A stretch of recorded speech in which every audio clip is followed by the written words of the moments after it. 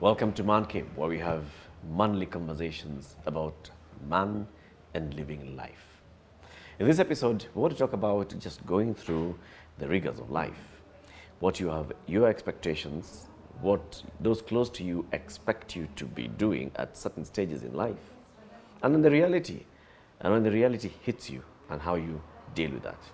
We're calling this series The Man's Biological Clock. When does it become a crucial point? What milestone do you look out for? Is it your 20s, 30, 40, 50, 60, 70? At what point do you hit it? In this episode, we talk to pediatrician Dr. Rayne, who joins us. Thank you, man, for joining us. Shukran. Thank you, bro, for having me. I really appreciate it. And good stuff. I mean, this is a lovely platform. Yeah, we need more of these. Yeah. We love having these conversations because they allow us as men to, one, be vulnerable, Yeah. but also at the same time to share our experiences. Because it's important for somebody to feel that they're not alone, or two, to feel that, okay, I can learn something, I can learn something from somebody else's experience and what they've gone through.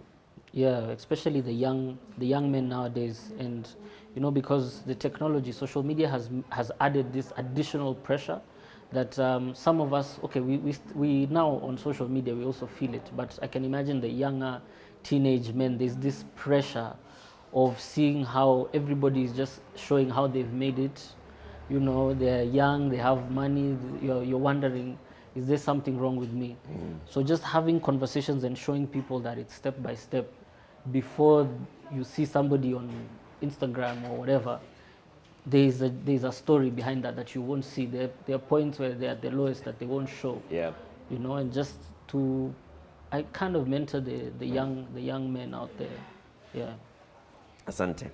So Dr. Rayne is a medical professional, Yeah. a family man now, congratulations. Yes. Right? No baba, husband. Yeah. And going through the motions of, just raising your own family and calling Yeah, it my raising own. your own son. Yeah. And Seeing your own congratulations son. to you Shukran. and your wife. And also, Dr. Rayne is an activist, and you're a musician as well, Yes. a rapper. I'm a rap artist. I am a creative. I'm an activist, and I'm also an entrepreneur. So I'm a blend of things. I think people call them polymaths, Yeah. but I don't know. I don't think I'm quite a polymath. I just feel it's the way I grew up. Like if it's music was with me when I was a teenager. So it's just, it ended up not just being a teenage phase, but something that really, kind of sat well with me. And getting creative, creating music, is a beautiful and an amazing feeling, because you get to put your thoughts on paper and people get to consume that and listen to that and relate to that, and it's a beautiful feeling. But it's also similar to medicine, like when you're a doctor and somebody comes to you sick, and you're trying to figure out, and you listen to what their problems are, whether it's a headache, a flu, a runny nose. You examine the patient, and then you're like, okay, this looks, based on your skills and your training, this looks like this, and this is my diagnosis. And you treat that person, and you see them a week later, and they're better, and they tell you, thanks doc, you really sorted me out. That's Fulfilling yes, feeling. that's what I live for. That Right. feeling. Yeah. This calling that you had on music, and let's even talk about the journey that you've gone through in music, in your career in medicine. When did it start? When did this journey begin? And I know you'll tell us about the journey and how it took you out of the country and brought you back into the country. Yeah, so I was lucky enough to be exposed to different countries, or growing up in different countries. So when I was 13, when I turned 13, my parents made the decision to move to Botswana, which is down south, very close to South Africa. Cultures, language, pretty much the same. Only difference with Botswana, it was a corruption-free zone. So yeah, I did my high school there. I blended in, learned the language without learning it, just off, conversations.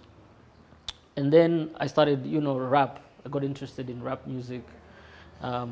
Started, freestyle battles. This is those times, old school days, where hip hop was, you know, a cipher, a circle. Every time it was a freestyle. There was no social media. It was a rep you had. You knew that this guy is a rapper, and when you meet him in the streets, it was like any time we're ready to go, you know, because you have a rep to keep. So I slowly got into that circle of freestyle. I got into a show called Sprite. I won a competition, made my first 100,000 shillings down south when I won. And then slowly by slowly, people started getting interested in me. I started having gigs.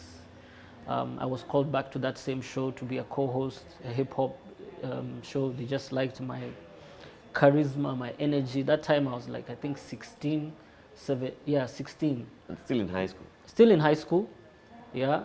Still studying, but you know, lunchtime, break time, you're freestyling with your boys, you're battling and, you know, perfecting and sharpening your skills in hip hop, because it's a lyrical thing. It's an exercise, yeah. To freestyle, to say things, not writing them down straight from your head, is something even to this day not many people do. Yeah. Yeah. So yeah, and I finished my high school. When I finished my high school, I'm doing concerts, opening up shows for international artists. I'm now getting studio time, because back in the days there were not many studios. And then my parents tell me, yo, now you need to decide what you want to do with your life. You're By done that with high school. time, as you were doing all this, I mean, you're rapping in school, you hosting a show, you have some street cred. Had you seen yourself in that, as that being your life? Yeah, I think that phase of when you're a teenager, you get this, and I came to learn that it's neuroscience. It's something to do with the gray matter and white matter. So basically, the brain of a teenager hasn't yet fully developed, and it's usually the front part of the brain, and that's usually responsible for risk taking and things like, you know, decision making. Also a point where you have all these grandiose thinking, so you think that you can accomplish anything. So I was in that phase. I felt like, okay, I'm running with this music thing, and this is what I want to do. I've already made money. I can see I can make money, so let's go with it. But I was thinking of, I still want education, but maybe like sound engineering or Something connected to this. yeah, something connected to the music. Enter the parents. Yeah, parents had. My parents have always been supportive. I can't lie. They even to this day, even my dad asks me to this day, so when are you releasing some new music, you know? So they've been supportive, but they were also like, be realistic and things like that. I also always loved science, so I knew I wanted to do a science related thing. So they're like, there's this thing we've seen in the newspaper, medical school in Russia, looks like it's within our budget, apply. So I was like, Russia? I just applied. I was like, they'll never take me. Just applied, dropped the things, continued doing my music stuff. And in 2 weeks, got the email, got the call that I've been accepted. So now medical school is waiting for In me. Russia, In Russia, from Botswana, from Botswana. having left Kenya 4 years earlier. Yes, from 35-degree weather to minus 35-degree weather. Okay. Yeah, that, and I was 17 that time. Yeah, 17 years old. Left Africa, went to Russia. Did that change your perspective? Oh, definitely. Okay, that's the point on your frontal lobe now developed when you were in Yes, Russia. yes, when, yes. when the risk factor and quotient reduces and you start becoming more I'll realistic be honest, with life. like the whole Russia thing, I wasn't really excited, because I knew I had to leave behind the music, because I was like, you know, you're just catching momentum, and you know this is that one shot. If you take it, you'll get far, establish yourself, and then from there it's about being consistent and being, you know, so you can have longevity as an artist. But I knew that just leaving that behind, because now I'd already interacted with South African artists. You know, I'm dealing with artists now. People are talking about record labels. So it was something hard. You built a network. Yeah. So it was hard to leave something that you built, and then now you have to start again. Medically. Did you go back to Botswana after you finished your medical studies in Russia? Yes, I have. I have actually. I do. I frequently visit. It's No, really no, is that where you went back after finishing Russia, after graduating no. college? After graduating, I came straight home. Yeah. So I came straight home, and then nowadays I just make the trips So just let to me visit. look at this. So 4 years in high school in Botswana, 7 years, I presume, Yes. in medical school in Russia, Yes. and then you're coming back to Kenya. Yeah. 2011 now. This is after 11 years 11 years out of Kenya. Yeah. out of Kenya. Yeah. But I visit. I think those times maybe Christmas you go You'd just to visit visit. family, Yeah. yeah. Then you come back. Yeah. Like once every like 2 years, I think we did that, or once a year, I think. So when you're landing back in Kenya, so you have graduated from medical school in Russia, you want to come and start a life here in Kenya. What life did you want to start? Was it in the arts, or was it in medicine, or was it in both? I think it would be both, because already when I was in medical school, I started to dabble. Yeah, after Botswana, I thought, okay, that was just a teenage phase. It's all good.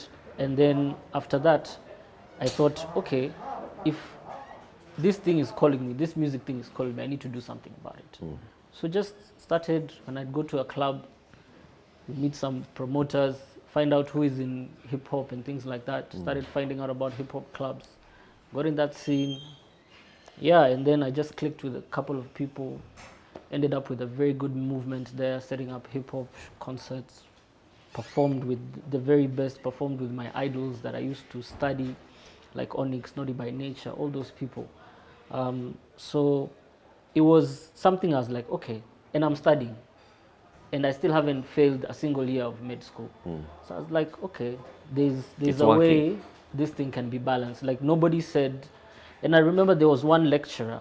Actually, there was one lecturer who told me, who used to be actually a dance hall instructor, Right. but she was a cardiologist. So for me, as an African, I was like, what? How are you cardiologist and you're, a dance hall queen, And she's like, I'm here when I'm a cardiologist at my best, and when I'm doing dance hall, I'm at dance hall, and there's nothing wrong with that, as long as you know how to separate, the two, so that you're professional in both fields. As long as you can balance, you're Yeah, fine. if you can balance, that's the most important thing. So this 25-year-old Rayne Mwendo who's coming back to Kenya, what are you seeing?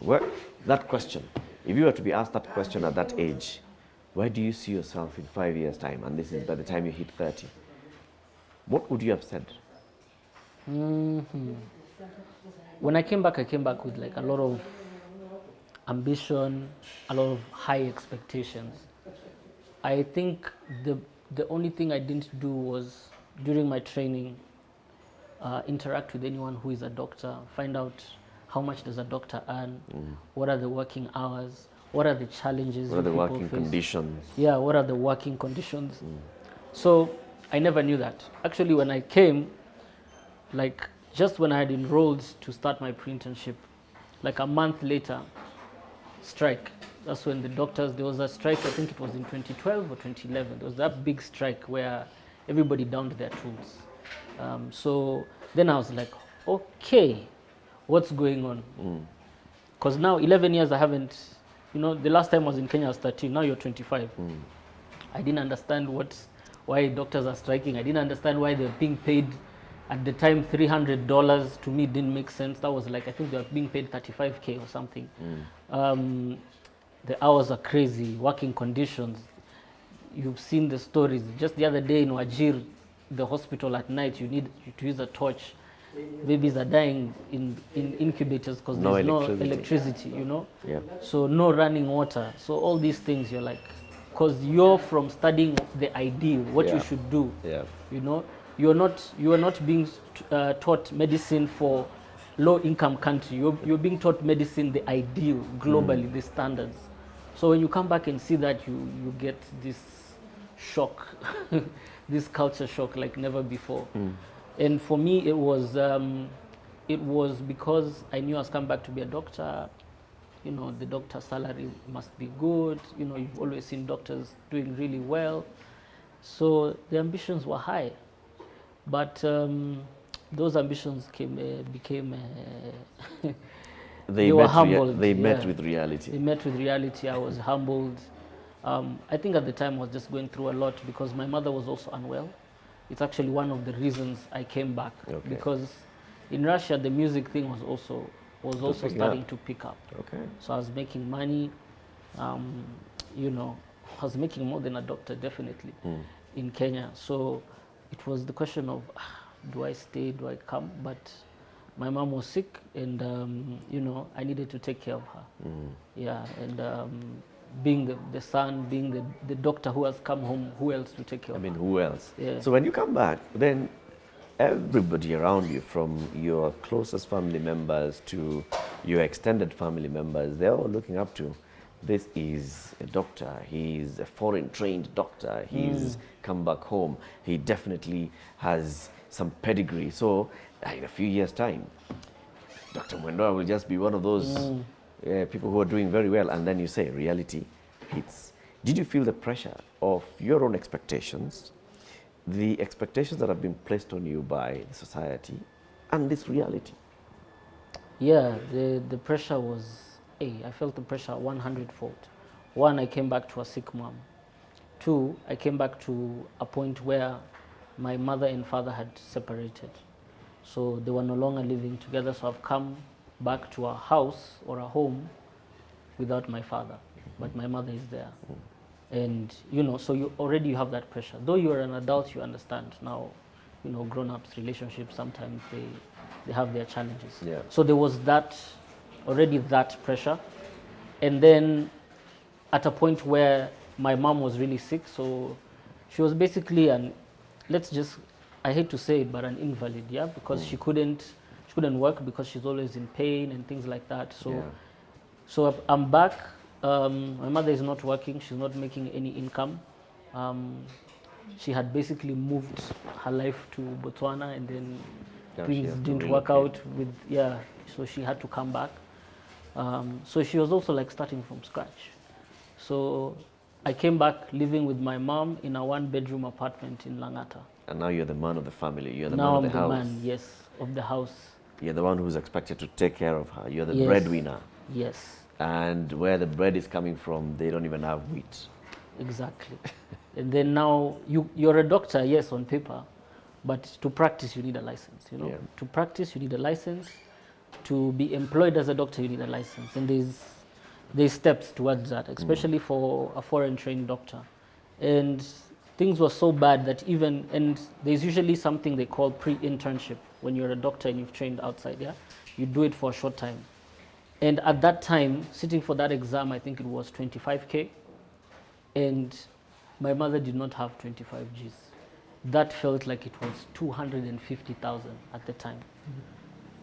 You call your dad tells you, hata mimi sina hizo do. So it's literally, I think, my family, my extended family who came together, got that money together, and then I enrolled in pre-internship, because the whole goal was, okay, now you have to get in the system, whatever money. For you to be certified, so Yeah. so you can practice. Yeah, so I can practice, so I can earn money, take care of the family. Right. Yeah. It must have felt, as you're going through all this and you're thinking, I mean, I was coming back, I've come from a life where I was already making some money, I was building up something, and then I've come back here barely, being able to scrape stuff off the floor. I've got to go through this system. The system is frustrating you back. Yeah. Were you able to open up to anyone, to tell them, you know what, guys, my reality is this, versus what you're looking at versus what is actually happening? I don't think at that point, my 25-year-old self, though I was grown up, I don't think I understood, vulnerability and sharing. I felt that was weakness. Yeah, based on mainly, I think how we've been raised as African men. You don't show your problems. You don't share your problems. You deal with them. Yeah, and if you can't deal, then tough. It was just survival mode. But I realized that instead of talking about it and being vulnerable, and what my therapist now calls soothing is you turn to other things. So you turn to other things like alcohol, because you can't talk to somebody about it because you look weak and you this and this, and you're a doctor. We don't complain about those things. Yeah. We don't tell anybody that we are broke, because you're a doctor. There's that expectation. Yeah. So yeah, those are some of the wildest times for me. For me it was just drinking. I was drinking a lot, trying to cope. But drinking, you're working, when it's time for work, and then when you're off, go and drink. You lose yourself in a drink. Just go and drink. Looking back now from that journey and how you were able to pick yourself up, get yourself certified, you are now practicing in the country, you are working as a pediatrician, you are able to see patients, you're able to make a living, you've started a family. Have you changed your perspective of life and milestones ahead? What I'm asking basically is, as you look ahead and see the 40s are approaching and the 50s are going to come and the 60s are going to come, what's your outlook of life there? That thing of setting timelines is really, really dangerous, because it really affects mental health. And for me, I think when I turned 30, that's when there's a time I just was not happy. I was like, I am turning, to me it felt like 30 is The end. 30 is where you're supposed to have made it, and you're supposed to have built your house and have your cars. Not all based because of your exposure or your values or what the society paints the picture. The society is painting this picture for you, and then you already have it embedded. So when you don't get there, you start wondering, am I truly, am I not a good enough person? Am I not brilliant enough? What am I doing wrong? Is there something, wrong with me? So you start asking yourself all those questions. So this year, I've just turned 35. And there's like, okay, now 5 years to 40. I haven't felt pressure. I think what has helped me personally is just self-awareness, unlearning a lot of things. Jonjo. Yeah. Got Charles married at Jonjo. 50 something. Who says you can't marry at 50 and be happy? So don't, this thing of putting, timelines, that's like the worst. And just be kind to yourself. That's something my sister always tells me, because people who are ambitious and have a lot of dreams usually get very disappointed when these big dreams come crashing down. Yeah. So just be kind to yourself. Like, whatever you do, as long as you do your best, that's it. That should be your satisfaction. So I don't put pressures on myself. What I do is that I do a lot of planning every year. So you just plan, you have goals, you have these ambitions, write them down, write your affirmations, and then that's it. Yes, you can have 5-year goals, 10-year goals, but understand that nothing is linear. If it's something COVID has shown us, is that you can plan all you want, but at any point, life can, show its face, and things will change. Your trajectory will change, and that's growth. So for you to grow, you need to be able to just be kind to yourself. Be kind, yeah. Because if you're kind to yourself, you can't be unkind to another person. If you are truly kind, if you truly love yourself, then the only thing you can project is love. And if you're projecting anything else, you'll find out it's not that person that is bothering you, or that there's something inside you that thing is, if it's making any sense, it's you at the end of the day. Why is that bothering? Why should it bother me? Ask yourself those questions. Like, okay, is it really necessary? Yeah. Should I really be this anxious about, so what? Is it the end of the world? Dr. Rayne, I've got to end with this question. As you're doing all those things of being kind to yourself, and here you have a lifelong partner, how do you make them understand that you're actually being kind to yourself? That they also should look at you differently and not also transfer their pressure to you? So, I'll get in trouble for saying this, but I know usually the concept is this: man, woman, then you become one. I have a different approach. A man is an individual person. a woman is an individual person. You two, as individuals, are working together. You're not trying to be like the other person or trying to, Be the yang to the compensate yin. for where that person is not this and things like that. It's about if I truly love myself, my wife loves herself, is true to herself, I'm true to myself, then the relationship should work. But in like all relationships, it's always a challenge with you. Yeah, all those fights and now we have this fight or this disagreement, and you find most of the times it's actually you just projecting out that it's not really that other person. So for me, therapy has helped me like understand that, and it's opened my eyes. So I try to be more understanding.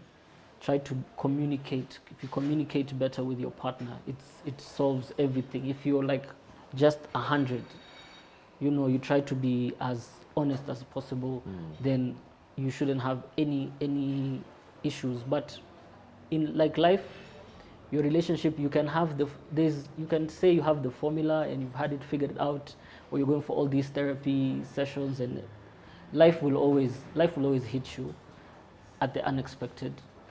And there is no such thing as a perfect relationship, and there is no such thing as a perfect person. Everybody has their flaws. And the whole point of love is loving this person, knowing they have flaws. With all their flaws. Yes. Thank you very much, Dr. Rayne. Thank you. Thank you for sharing your story with us. I appreciate it, man. And like you've heard from the doctor himself, love yourself. Love yourself, man.